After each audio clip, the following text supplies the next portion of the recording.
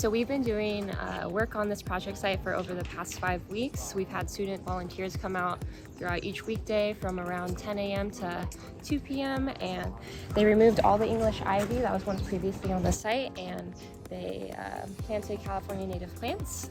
So we plan to do some research throughout the semester and throughout the spring semester on like soil data and calculating the soil moisture and also its health, and we hope to present that to the CSU Board of Trustees for next semester.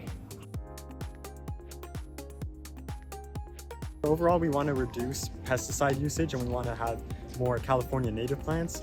And so my job for the head of research is I want to publish, maybe not get a full peer-reviewed journal article, but I do want to have statistical analysis of the site so we can prove to any stakeholders such as ASI or anyone else concerned with the health of the campus that this project is actually beneficial. So when people look at this data and this statistical analysis, they can say, oh, it's actually helping, you know, because pesticides are harmful. So we're not going to get pesticide data, but Alicia, the president, wants us to look at soil health, so she wants to look at eDNA, she wants to look at the heavy metals, and those tests are more expensive, so right now we're focusing on soil moisture and water usage, because one of our biggest points for the benefits is that these California native plants use a lot less water than the English ivy, the invasive plants, than those currently do.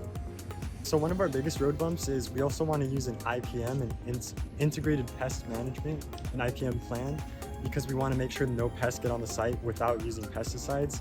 So one of our biggest road bumps has been trying to look at other campuses like UCLA and UC Berkeley. They've been doing rewilds for a while. I believe UC Berkeley was the first campus to do rewilds. So we kind of want to look at their IPM plans to make sure we can get methods that get rid of pests so that there's no pests on the campus or the plant where the plants are, but without using pesticides that are harmful. So I would say that's definitely our biggest problem, because pretty much everyone says, oh, here are the project alternatives, but then they end up using pesticides anyways.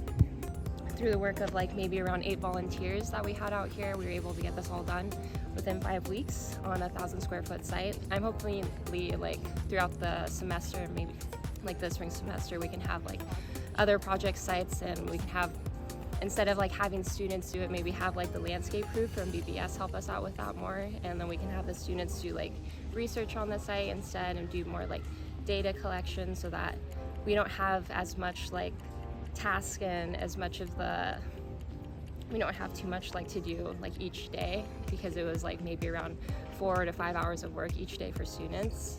So I think it was just like we wanted to get the students out here, and we had a lot of dedicated people to this project, and hopefully like expanding more rewilding and restoring more areas on campus.